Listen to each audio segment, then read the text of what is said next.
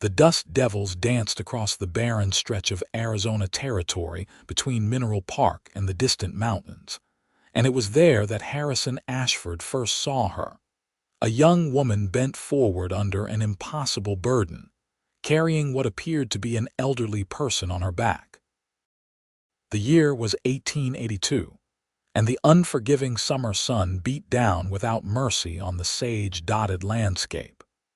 Harrison had been checking the fence lines on the far reaches of his cattle ranch when he spotted the figure moving slowly along the old trading path that wound through his property.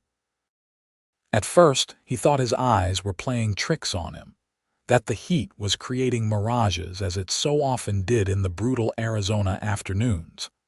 But as he urged his horse closer, the reality of what he was seeing became unmistakably clear. The young woman was Apache. That much was obvious from her traditional dress and the way she moved with a determined grace despite her burden.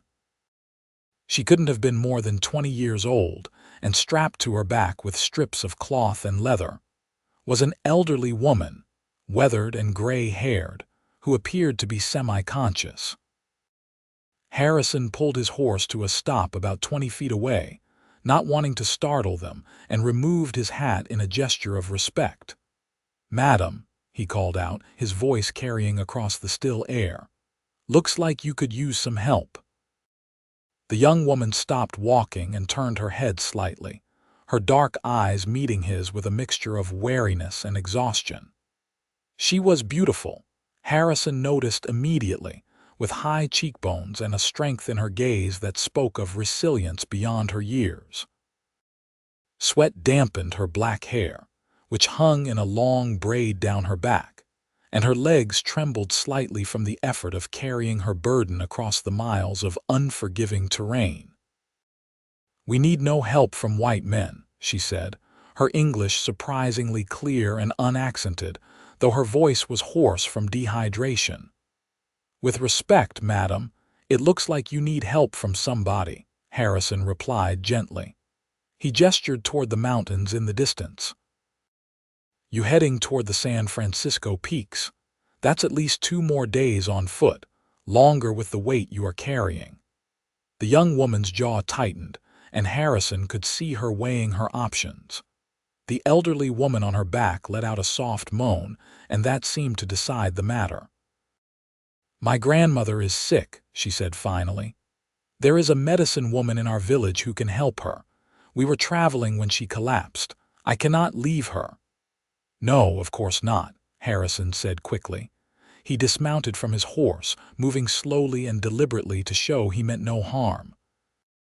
"My wagon is just over that rise about a 1/4 mile from here. I was checking my fence lines. Please, let me take you both wherever you need to go." The young woman studied him for a long moment, and Harrison felt the weight of her scrutiny. He knew the history between the Apache people and the white settlers, knew the blood that had been spilled on both sides, the broken treaties and the forced relocations.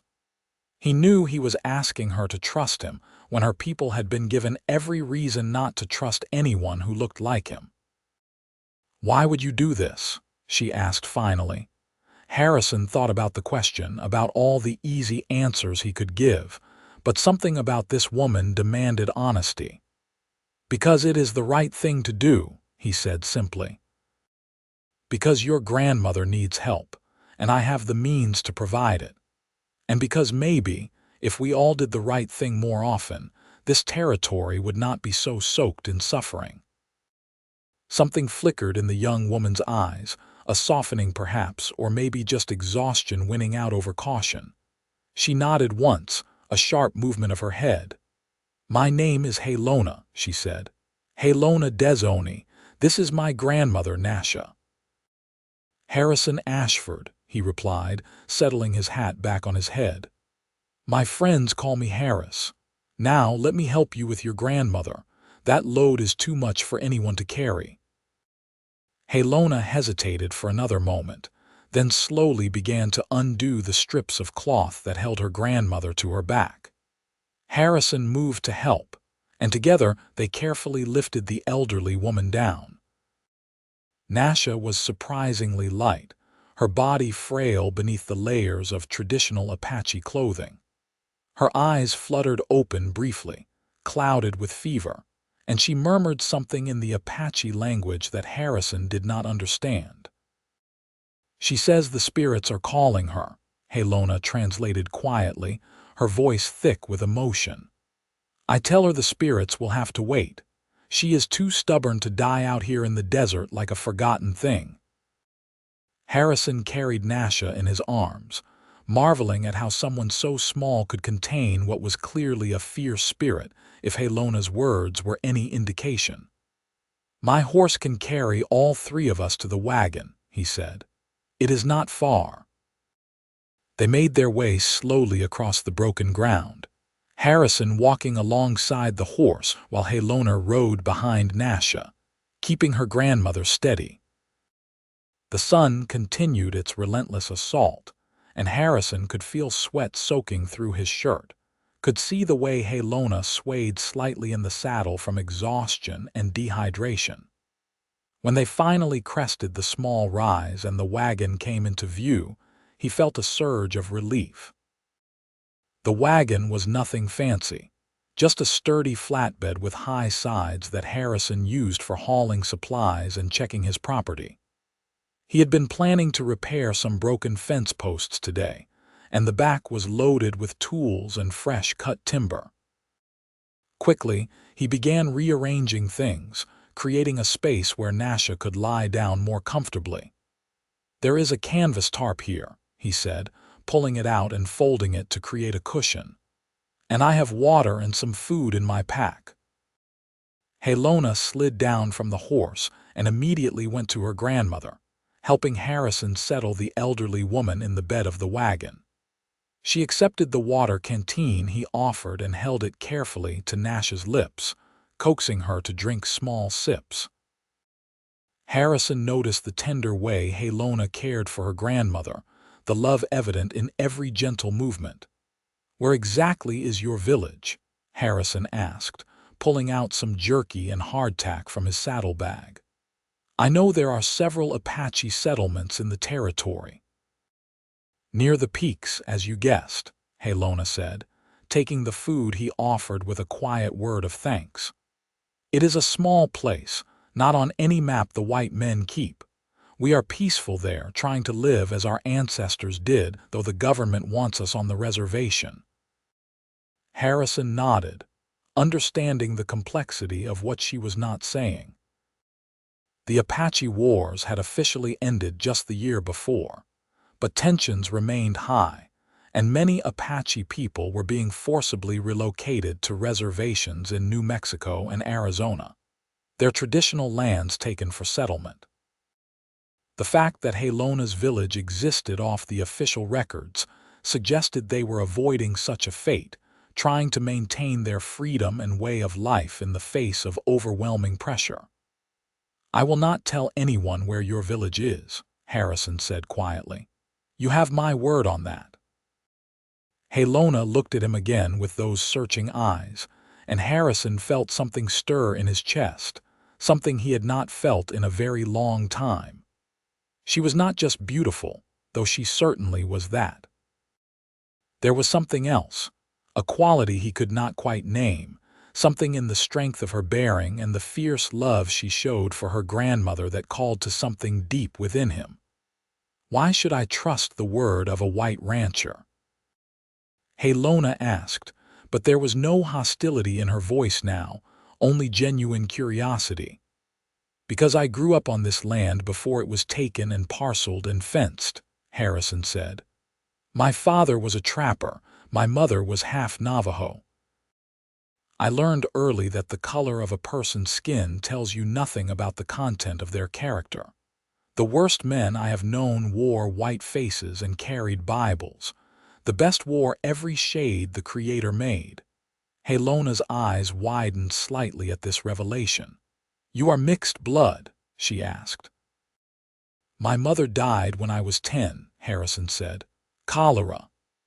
My father married again, a white woman from Missouri, and she made sure everyone forgot about my mother's heritage. But I remember."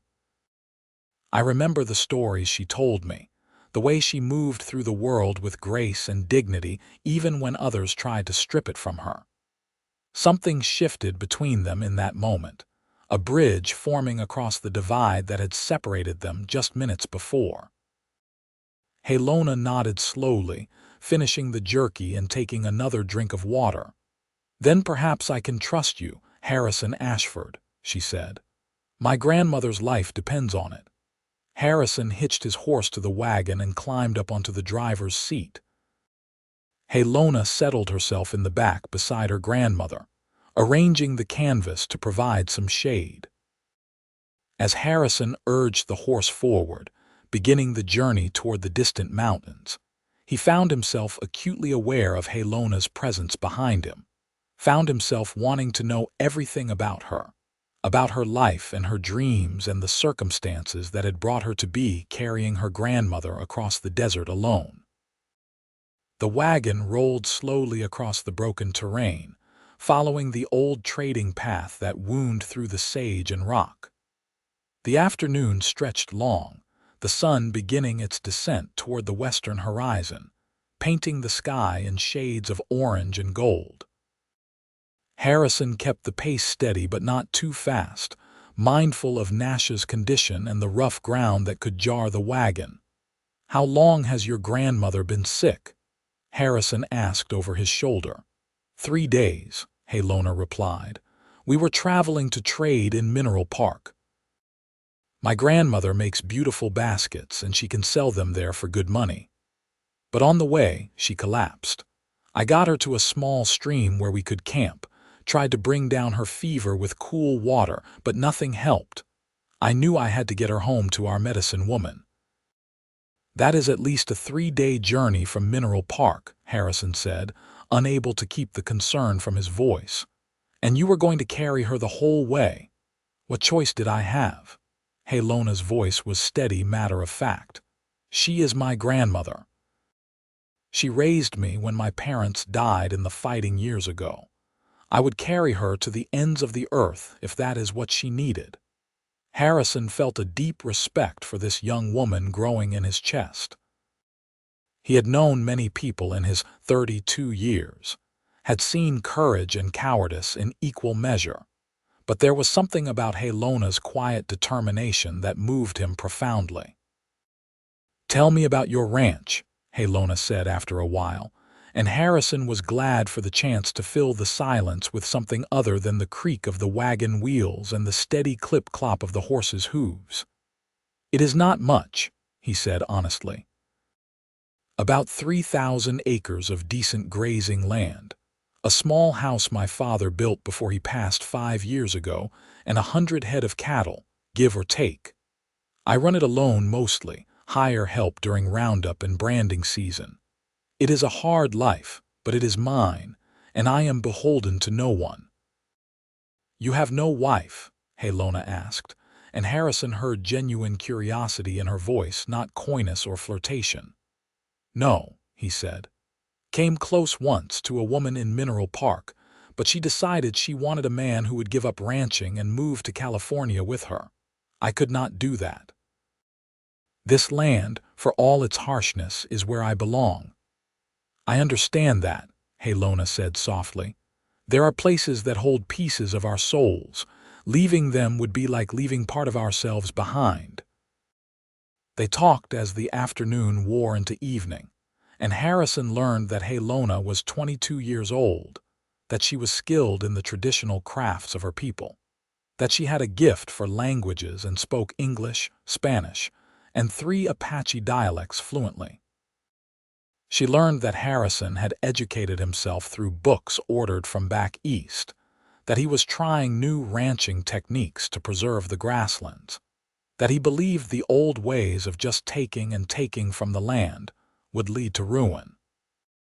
When darkness began to fall, Harrison pulled the wagon to a stop near a small spring he knew of, a place where water bubbled up from between the rocks and created a small pool surrounded by cottonwood trees.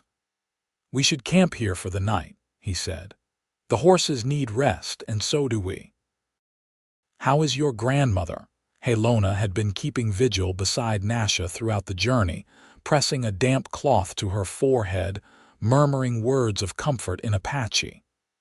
"Her fever is still high," she said, worry evident in her voice. "But she is breathing easier than before. The medicine woman will know what to do." Harrison helped Halona make a comfortable bed for Nasha closer to the spring, where the air was cooler and damper. He gathered wood and built a small fire, then prepared a simple meal of beans and coffee. As they ate, sitting on opposite sides of the fire with Nasha resting nearby, Harrison found himself studying Halona's face in the flickering light, memorizing the curve of her cheek, the way her eyes reflected the flames. "You are staring," Halona said, a hint of amusement in her voice. "I apologize," Harrison said quickly, feeling heat rise to his face that had nothing to do with the fire. "I did not mean to be rude." "I did not say I minded," Halona replied, and when her eyes met his across the fire, Harrison felt his breath catch. There was something happening between them, something neither of them had expected or planned for, something that transcended the circumstances that had brought them together. "Halona," he said carefully, testing the shape of her name on his tongue. "I want you to know that I will see you and your grandmother safely to your village, and I will ask nothing in return. But I also want you to know that meeting you today has affected me in ways I do not fully understand yet." Halona was quiet for a long moment, her dark eyes searching his face. "My people have a saying," she said finally. "The coyote does not announce itself before it hunts, but the wolf howls to declare its presence. You are like the wolf, Harrison Ashford. You speak your truth openly. Is that a good thing or a bad thing?" Harrison asked, a small smile playing at his lips. "It is unusual," Halona said. "Most white men I have encountered speak in circles, say one thing and mean another. You say what you mean. I do not know if I trust it yet, but I respect it." They took turns keeping watch that night, though the land around the spring was peaceful. During Harrison's watch, as Halona slept beside her grandmother, he found himself thinking about the strange turns life could take. How he had woken up that morning thinking it would be just another day of fence repair and cattle checking. And now here he was, sitting under the stars with an Apache woman who had somehow worked her way into his thoughts and would not leave. When dawn broke, painting the eastern sky in shades of pink and purple, they resumed their journey. Nasha seemed slightly better, able to take some water and a little food, though her fever had not broken. Halona's relief was palpable, and she sang softly to her grandmother as the wagon rolled on. Old songs in the Apache language that spoke of mountains and spirits and the enduring strength of women. The terrain grew rougher as they approached the mountains, and Harrison had to navigate carefully, finding paths that would not jostle the wagon too much. They stopped frequently to rest the horse and check on Nasha, and during these stops, Harrison and Halona continued to talk, continued to learn about each other in ways that felt both natural and profound. "What will you do after you deliver us to my village?" Halona asked during one such stop, and Harrison heard something in her voice that suggested the answer mattered to her. "I had not thought that far ahead," Harrison admitted. "I suppose I will return to my ranch, get back to the work that needs doing. Though I confess, the thought of leaving you does not sit well with me."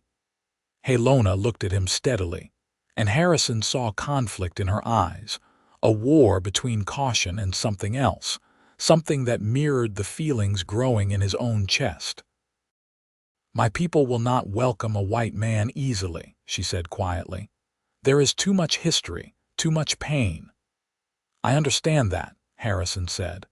"But I also believe that if we only ever see each other as groups, as types, rather than as individuals, we will never move forward. The hatred will just continue generation after generation, until there is nothing left but blood and sorrow." "You speak like a dreamer," Halona said, but there was no mockery in her voice. "Maybe I am," Harrison acknowledged, "but dreams are sometimes the only things that keep us from despair."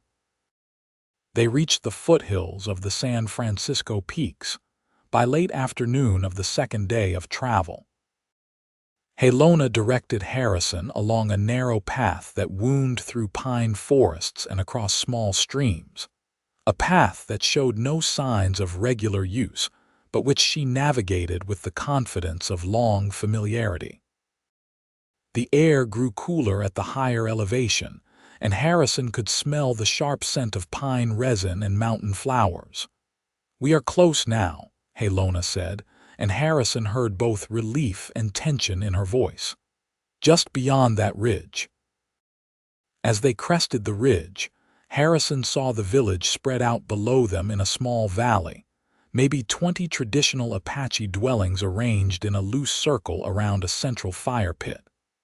People looked up at the sound of the wagon, and Harrison saw surprise and wariness cross their faces. Several men reached for rifles and bows, and Harrison raised his hands slowly, showing he was unarmed. "It is me, Halona," she called out in Apache, then continued speaking in her language, explaining the situation. Harrison could not understand the words, but he understood the reactions, saw suspicion gradually give way to concern for Nasha, saw people hurrying forward to help. An elderly man with long gray hair approached the wagon, his weathered face stern. He spoke to Halona in rapid Apache, gesturing toward Harrison, and though Harrison could not understand the words, the tone was clear enough. Halona responded firmly, her voice never wavering, and Harrison felt a surge of gratitude toward her for defending him. "This is Kuruk, our village leader," Halona said finally, switching back to English. "He wants to know why I brought a white man to our village." "Tell him I meant only to help," Harrison said, "and that I will leave as soon as I know Nasha is being cared for." Halona translated, and Kuruk studied Harrison for a long moment before responding. "He says you may stay until morning," Halona translated. "It is too dangerous to travel these mountains at night, and he says we honor the laws of hospitality, even for strangers." Several women came forward and carefully lifted Nasha from the wagon, carrying her toward one of the larger dwellings. An ancient woman with a face like carved wood and eyes that seemed to see through to the soul followed them, and Harrison guessed this was the medicine woman Halona had spoken of. "Come," Halona said, touching Harrison's arm gently. "I will show you where you can rest. You have driven the wagon for 2 days without proper sleep. You must be exhausted."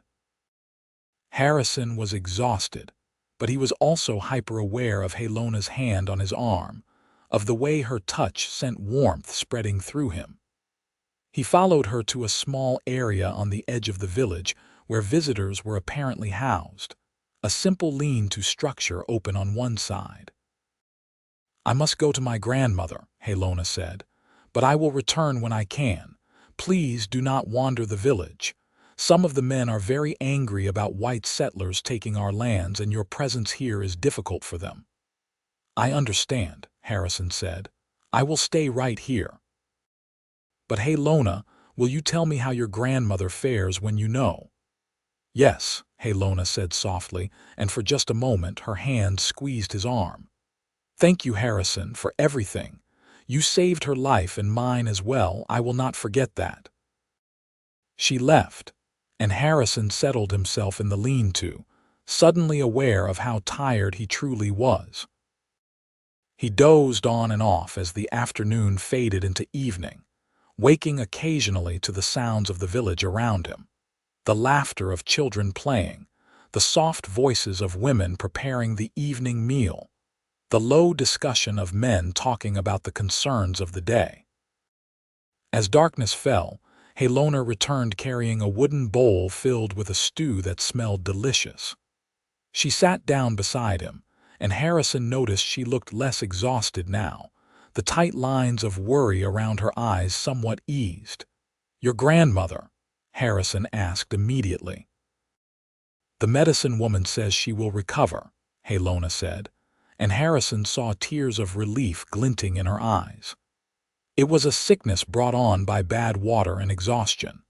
The medicine woman has herbs that will help, and she says my grandmother's spirit is too strong to give up yet." "That is wonderful news," Harrison said, and he meant it. "You must be so relieved." "I am," Halona said. "And I know it is because of you. If you had not found us, if you had not offered your wagon and your help, she would have died out there in the desert while I tried to carry her home." They ate together in comfortable silence, and when the meal was finished, Halona remained sitting beside him, close enough that their shoulders almost touched. The village had grown quiet around them, most people having retired to their dwellings for the night. "Harrison," Halona said quietly, "I have been thinking about what you said yesterday, about how you felt affected by meeting me. I need you to know that I feel the same. I do not understand it fully. We are from different worlds, different peoples. But there is something between us, something I have never felt before." Harrison's heart began to beat faster, hope and desire and 100 other emotions flooding through him. "Halona, I have to be honest with you. I am falling in love with you. I know it is fast, I know it is complicated, but I cannot deny what I feel." Halona turned to look at him, her face inches from his in the darkness. "In my people's tradition, we believe that spirits sometimes guide us toward the people we are meant to find. Perhaps the spirits guided you to that path where you found me. Perhaps this is not chance at all. Can I kiss you?" Harrison asked, his voice rough with emotion. In answer, Halona closed the small distance between them, and when their lips met, Harrison felt as if everything in his life had been leading to this moment. The kiss was gentle at first, tentative, but it deepened quickly, both of them pouring into it all the feelings they had been building over the past 2 days. When they finally pulled apart, both were breathing hard. "I do not know how this can work," Halona whispered, but her hand was in Harrison's, their fingers intertwined. "My place is here with my people. Your place is on your ranch. We live in different worlds." "Then we will find a way to bridge those worlds," Harrison said with a certainty he felt deep in his bones. "I did not find you only to lose you. There has to be a way." They talked long into the night, exploring possibilities, facing the very real obstacles that stood between them. The prejudices they would face from both sides, the practical difficulties of their different lives, the danger that could come from a relationship between an Apache woman and a white rancher in a territory still raw from conflict. But they also talked about hope, about love, about the courage it takes to reach across divides and build something new. When Halona finally left to check on her grandmother and get some sleep, Harrison lay awake in the lean-to, staring up at the stars visible through the open side of the structure. He had spent most of his adult life alone, had convinced himself he was content with that solitude. Now, in the space of just 2 days, everything had changed. He could not imagine going back to his ranch without Halona, could not imagine his life without her in it. The next morning, Harrison woke to find Kuruk standing at the entrance to the lean-to, his weathered face unreadable. "Come," the old man said in heavily accented English. "We must talk." Harrison followed Kuruk to the central fire pit, where several of the village elders had gathered. They gestured for him to sit, and Harrison did so, very aware that he was being evaluated, judged. Kuruk spoke first in Apache, and though Harrison could not understand the words, he understood this was serious. When Kuruk finished, he switched to English. "Halona told us what you did for her and for Nasha. She told us you offered your wagon and your help without asking for anything in return. This is not common among white men in our experience." "I did what any decent person would do," Harrison said simply. Perhaps, Kuruk said. But we have learned that decent people are rare, especially across the lines that divide our peoples. Halona also told us that she has feelings for you and that you have feelings for her. This is a problem. Harrison's heart sank, but he kept his voice steady. Why must it be a problem? We are both adults, both free to choose our own paths. One of the other elders spoke, and Kuruk translated. Because love does not exist in a vacuum. Because Halona is precious to us, and we have seen too many of our young women take up with white men who use them and discard them. Because if she chooses to be with you, she may be forced to leave her people, and we cannot bear to lose her. I would never use her or discard her, Harrison said fiercely, and I would never ask her to abandon her people. There has to be a way for us to honor both her heritage and our feelings for each other. The elders conferred among themselves in Apache, their voices rising and falling in heated discussion. Finally, Kuruk turned back to Harrison. Nasha wishes to speak with you. She is the one who raised Halona, and it is her wisdom we will trust in this matter. Harrison was led to the dwelling where Nasha was recovering. The elderly woman was propped up on blankets and furs, looking weak but clear-eyed. Halona sat beside her, and her face lit up when Harrison entered, giving him courage. Nasha spoke in Apache, her voice thin but steady, and Halona translated. My grandmother says she watched you from the wagon, even when you thought she was too far gone to notice. She says she saw how you looked at me, and how I looked at you. She says she has lived a long time and learned to recognize when spirits move through people's lives. Nasha continued speaking, and Halona's voice grew emotional as she translated.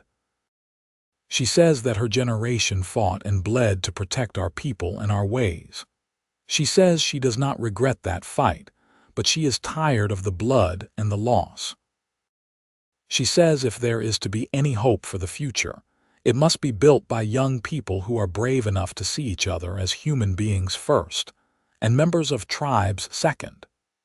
Tears were streaming down Halona's face now, and Harrison felt his own eyes growing damp. Nasha reached out a trembling hand, and Harrison took it gently. She spoke again, and Halona translated through her tears. She says she gives us her blessing, but that the path we choose will not be easy. She says we must be strong, both of us, stronger than stone, stronger than the mountains. She says love alone is not enough. We must also have courage, wisdom, and an unshakable commitment to each other and to building bridges between our peoples. Tell your grandmother that I understand, Harrison said. Tell her that I love Halona with everything I am, and that I will spend my life honoring that love and honoring her heritage.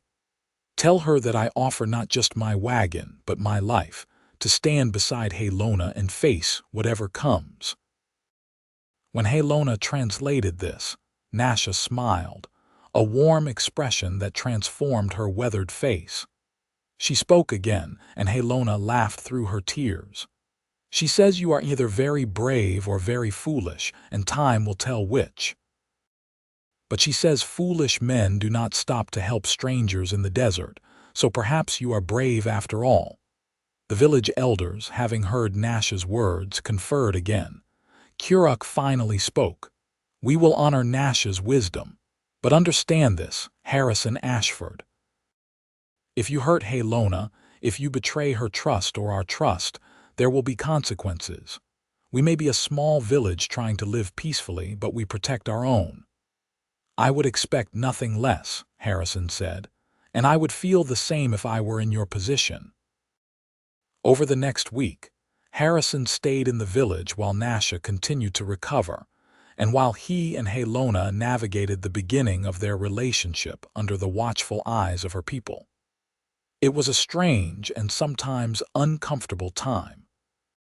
Some villagers remained suspicious of him, while others gradually warmed to his presence, especially after he helped repair some broken tools and offered advice on dealing with a sick cow one family owned. Halona showed him her world during those days, teaching him words in Apache, showing him the places that were sacred to her people, explaining the traditions and beliefs that shaped their lives. In turn, Harrison told her more about his ranch, his dreams for the land, the challenges he faced as a small rancher trying to make a living in an increasingly corporate world. They stole moments alone when they could, walking in the forest surrounding the village, talking until the stars came out. They shared tentative kisses that grew more confident as the days passed, and Harrison felt himself falling deeper in love with every conversation, every touch, every glimpse of Halona's fierce intelligence and tender heart. "I must return to my ranch soon," Harrison said one evening as they sat beside a small stream, the water gurgling over smooth rocks. "The work does not stop just because I am gone, and I have already been away longer than planned." "I know," Halona said quietly. "And I have been thinking about what comes next. I do not want to leave my people, Harrison, but I do not want to lose you either." "What if we could find a middle way?" Harrison proposed, an idea that had been forming in his mind for days finally taking shape. "What if you lived with me at the ranch, but we made sure you could visit your village regularly? And what if we opened the ranch to your people, made it a safe place where they could come if they needed help? I have more land than I need, more resources than I can use alone. What if we used it to build something that honored both our worlds?" Halona looked at him with shining eyes. "You would do that? Risk the anger of other white ranchers and settlers by openly helping Apache people?" "I would do far more than that for you," Harrison said. "But this is not just for you. It is right. It is what should be done. And maybe if we can show that it is possible for our peoples to live in peace and mutual respect, others will follow that example." "You truly are a dreamer," Halona said, but she was smiling. "But perhaps the world needs more dreamers. Perhaps that is the only way anything ever changes." They talked late into the night, refining the plan, discussing the practicalities and the challenges. When they finally returned to the village, they sought out Kuruk and the elders and presented their idea. The discussion that followed was long and sometimes heated, with concerns raised about safety, about whether Harrison could truly be trusted, about what would happen to Halona if she chose to live in the white world. But in the end, with Nasha's continuing endorsement and Halona's passionate advocacy for the plan, the elders agreed to a trial period. Halona would go with Harrison to his ranch, and she would return to the village every month to maintain her connections with her people. If at any time she felt unsafe or unwelcome, she would return home and the arrangement would end. The day came for Harrison and Halona to leave, and it was bittersweet. Nasha was strong enough now to sit up and take solid food, and she embraced her granddaughter with tears in her eyes. "Be happy," she whispered in Apache, loud enough for Harrison to hear even if he could not understand the words. "Love is precious and rare. Do not let it slip through your fingers." Several of the village women had prepared gifts for Halona to take with her, beautiful baskets and woven blankets, a traditional dress that had belonged to Halona's mother, herbs and medicines. Kuruk gave Harrison a knife with a handle carved from elk antler, an object of obvious value. "This was made by my grandfather," the old man said. "I give it to you as a symbol of trust and a reminder of the responsibility you carry. Guard our daughter well." "With my life," Harrison promised, and he meant it. They left the village with the wagon packed with Halona's belongings and supplies from her people. As they wound their way back down the mountain paths, Halona looked back frequently, and Harrison saw both excitement and anxiety in her face. "Are you afraid?" he asked gently. "Yes," Halona admitted, "but I am also hopeful, and I am certain that this is right, that we are right." The journey back to Harrison's ranch took 2 days, and they used the time to dream together about the future, about the life they would build. When they finally arrived at the ranch in the late afternoon, Harrison saw his home through Halona's eyes and felt suddenly self-conscious about its humble nature. The house was small, built of timber and stone, with a single main room that served as kitchen and living area and 2 smaller bedrooms.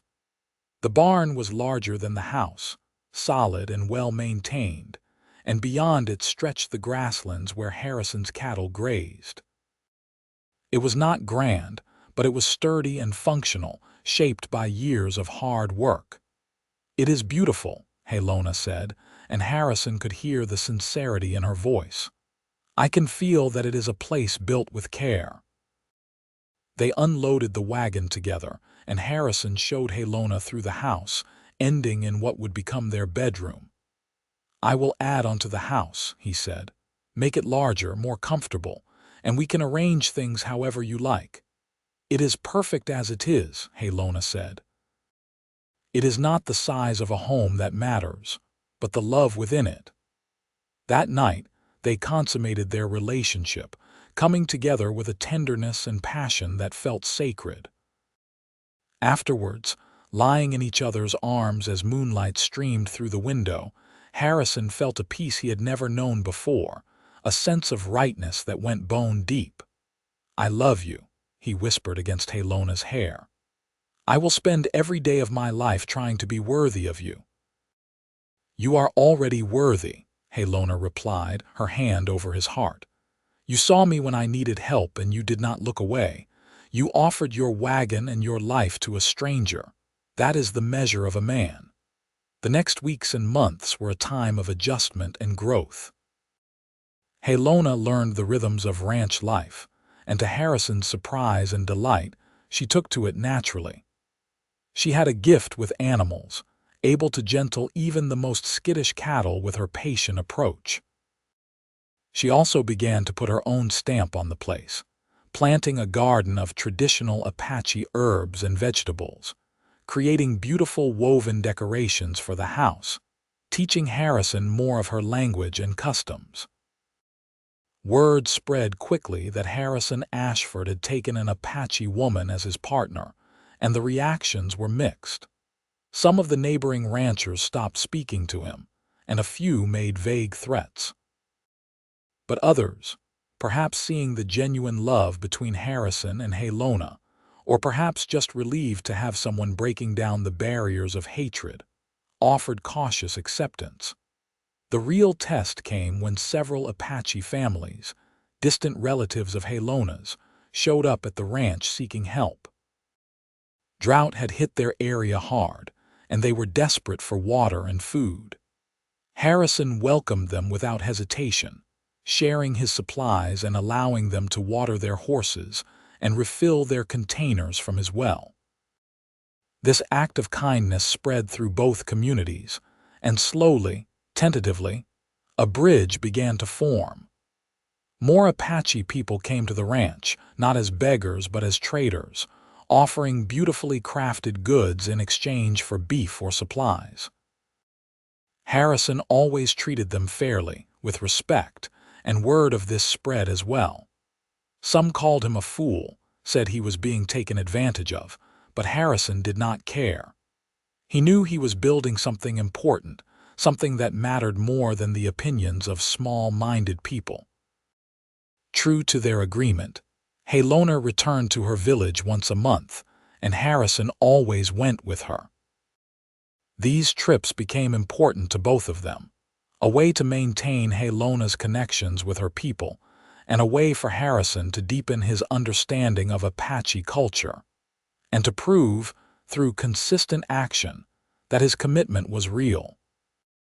On one such visit, about 6 months after they had first met, Nasha took Harrison aside. The old woman had fully recovered from her illness and seemed stronger than ever.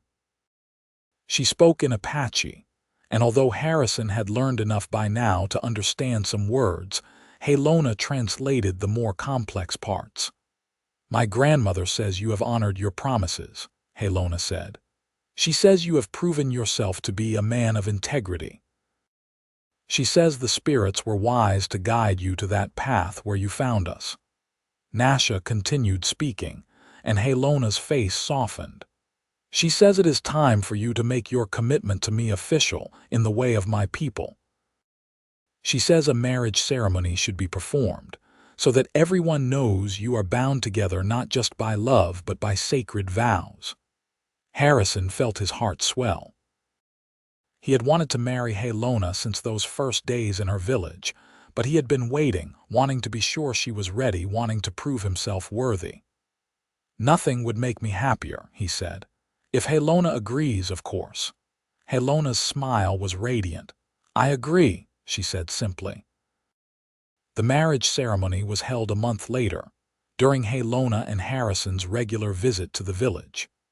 It was a traditional Apache ceremony, performed by the village medicine woman with curach and the elders present.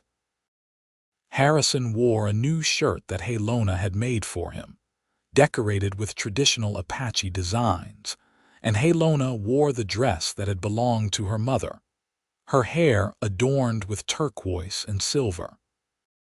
The ceremony involved prayers and blessings, the sharing of sacred herbs and vows spoken in both Apache and English. When it was done, when they were officially married in the eyes of Halona's people, Harrison felt tears streaming down his face. This fierce, beautiful, brilliant woman had chosen him, had bound her life to his, and he vowed silently to spend every remaining day honoring that choice. They also had a brief ceremony back at the ranch, with a circuit judge who happened to be passing through, making their marriage legal in the eyes of American law as well. It was a much simpler affair, but no less meaningful. Now they were married in both worlds, their union recognized by both peoples. Life settled into a comfortable rhythm after that. The ranch prospered under their joint care, and Harrison found that having Halona as his full partner in all things made the work lighter and more joyful. They continued to serve as a bridge between the Apache people and the white settlers, and while not everyone approved, enough people did that real progress was being made. A year after their marriage, Halona discovered she was pregnant. The joy that flooded through Harrison at this news was almost overwhelming. They were going to have a child, a living symbol of their love and of the hope that the future could be different from the past. Nasha came to stay with them as Halona's pregnancy progressed, wanting to be there to help her granddaughter through the birth. The old woman's presence brought additional warmth to the house, and Harrison loved listening to her tell stories of the old days, loved watching her teach Halona the traditional ways that would be passed on to their child. When Halona went into labor on a warm spring morning in 1884, Harrison was terrified.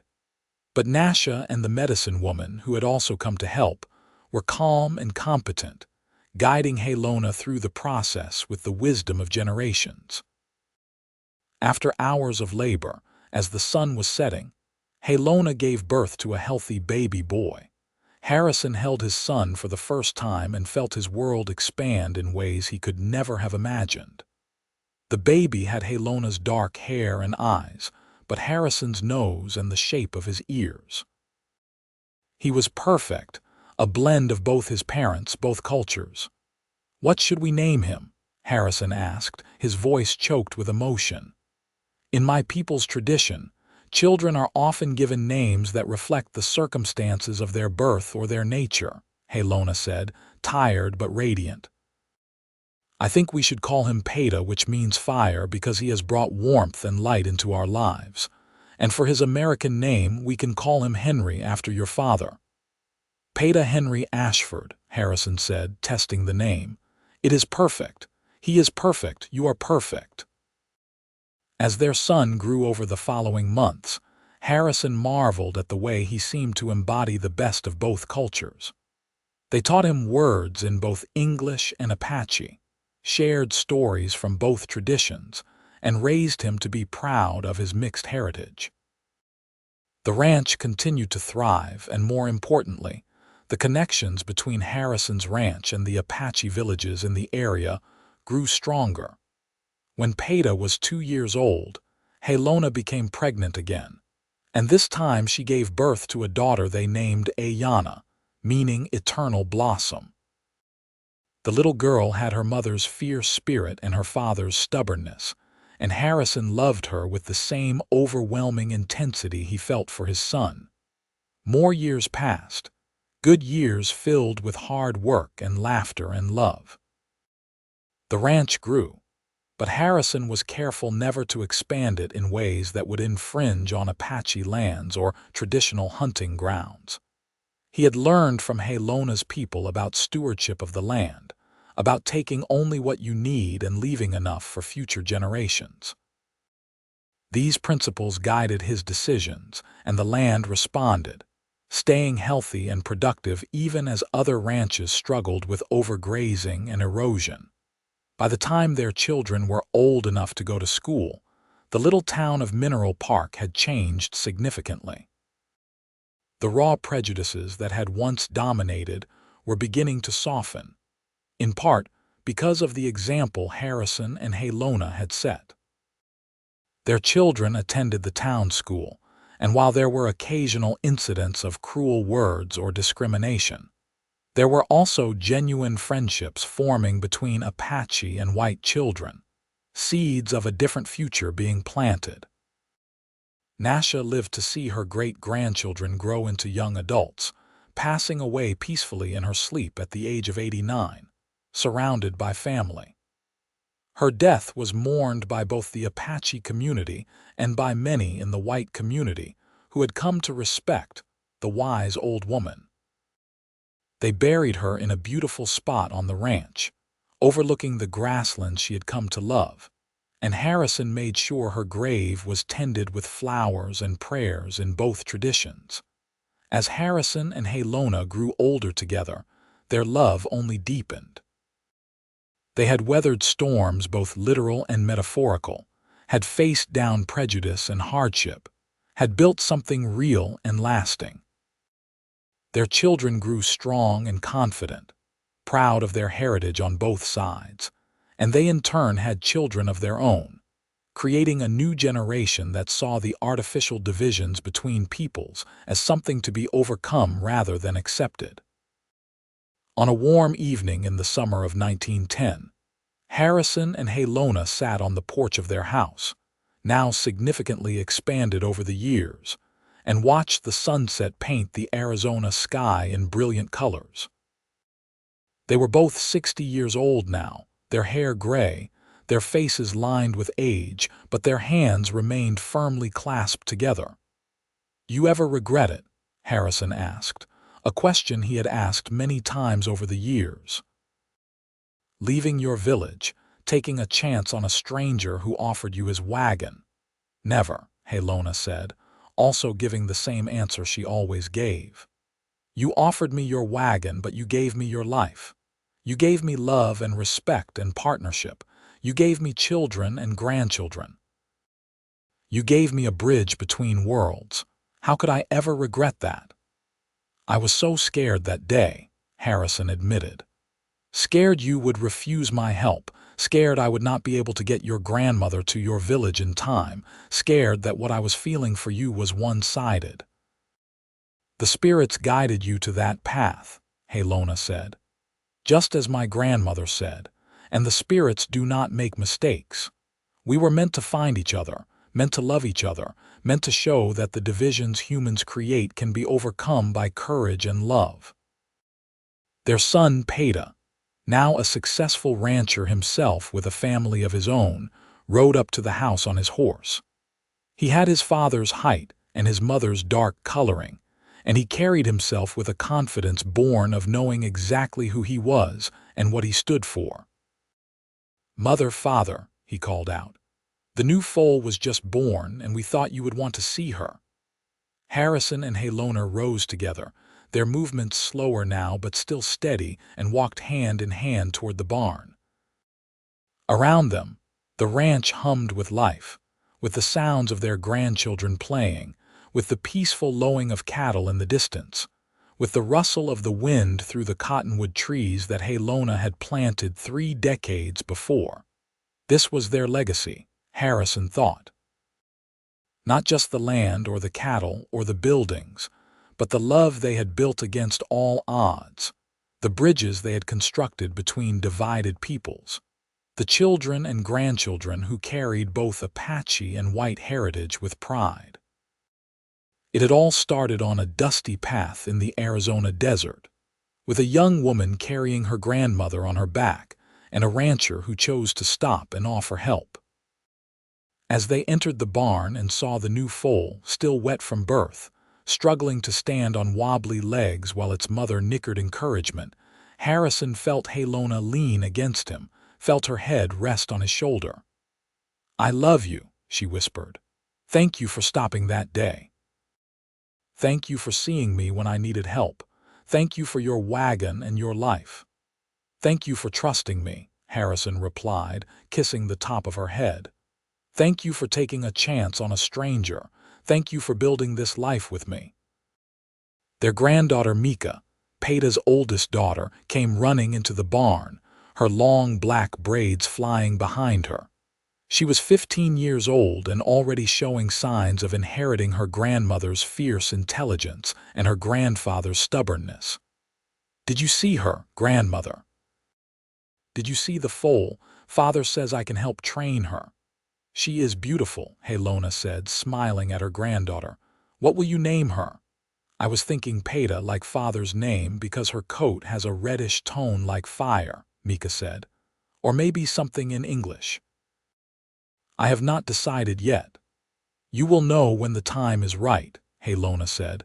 "Names have power. You must choose carefully." Harrison watched his granddaughter examining the foal with an expert eye, discussing its conformation with her father, and felt a deep satisfaction. This was what he and Halona had worked for.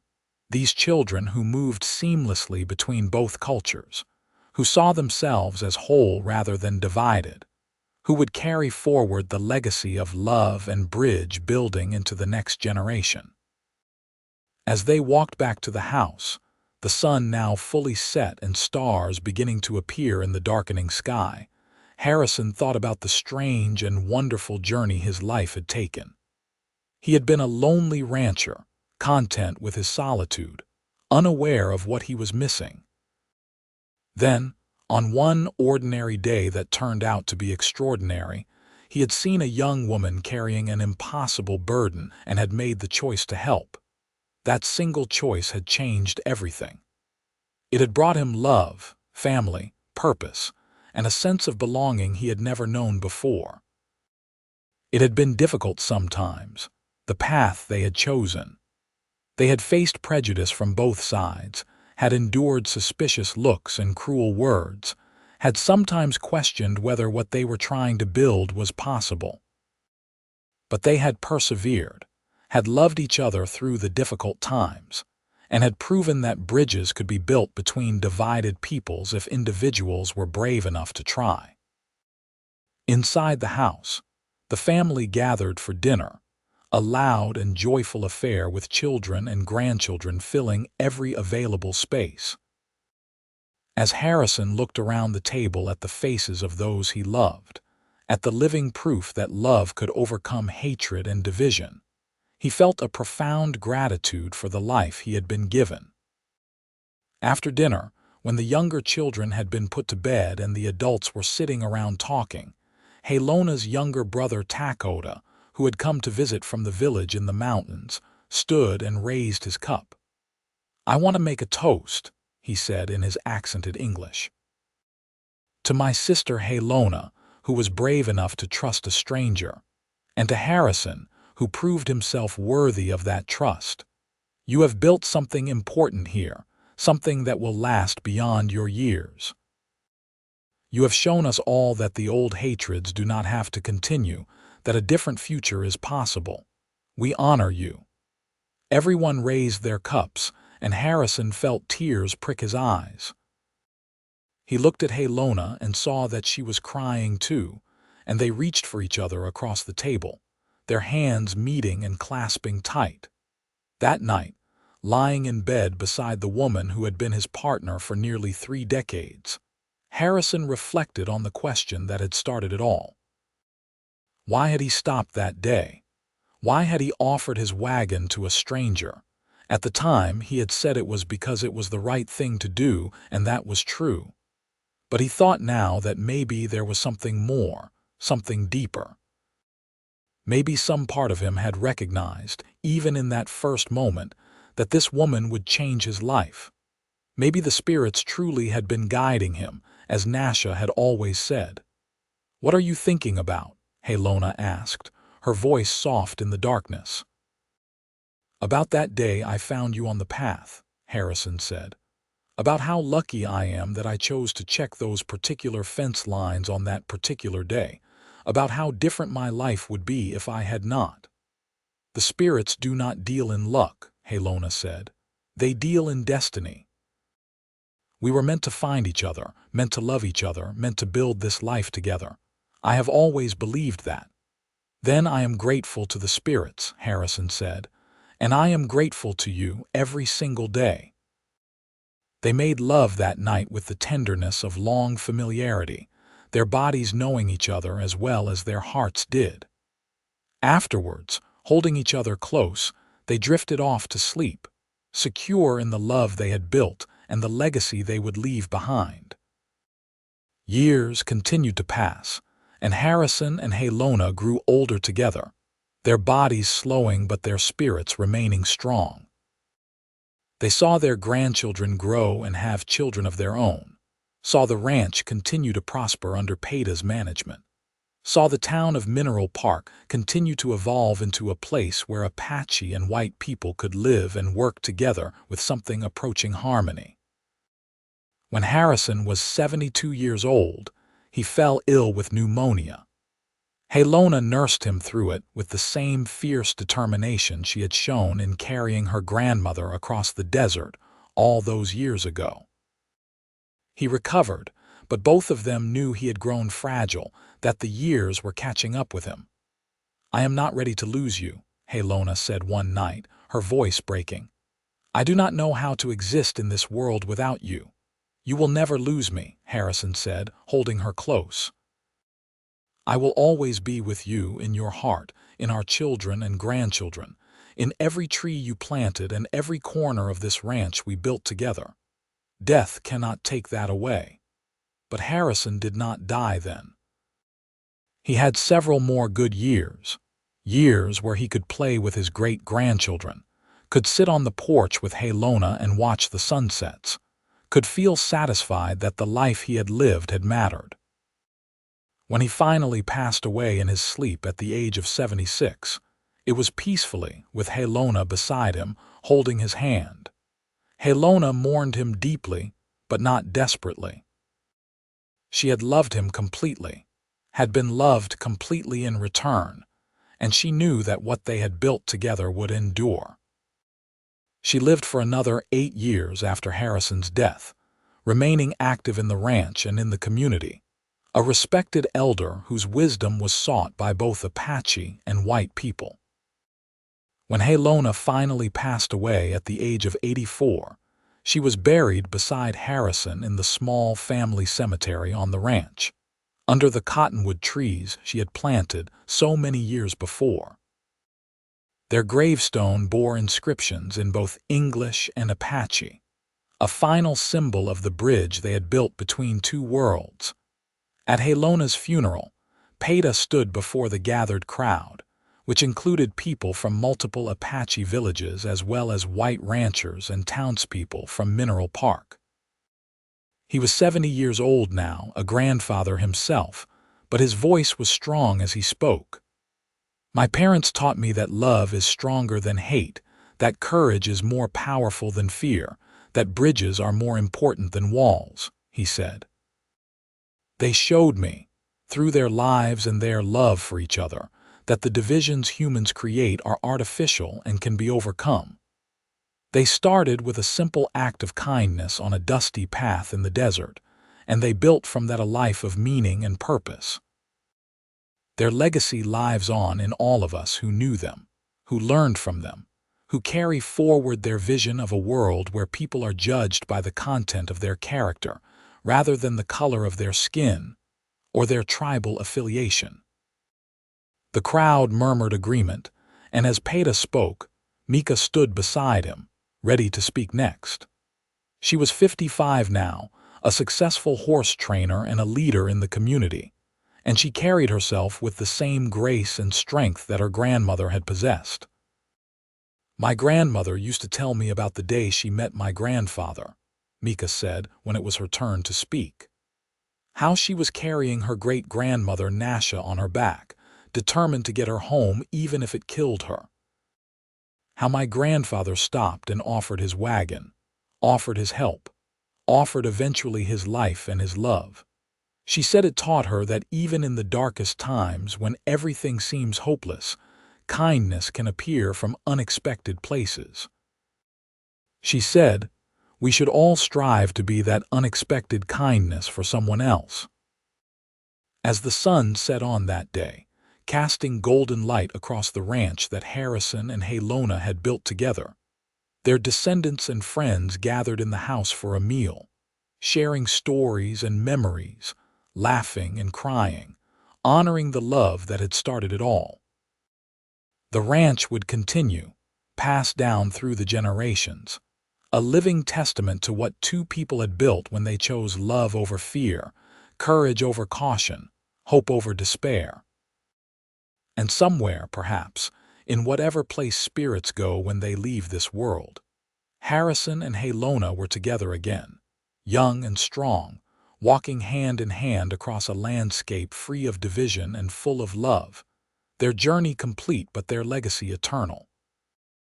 They had proven that one act of kindness, one offer of help, one choice to see another person's humanity rather than their difference, could ripple forward through time, changing lives and building bridges that would stand long after they were gone.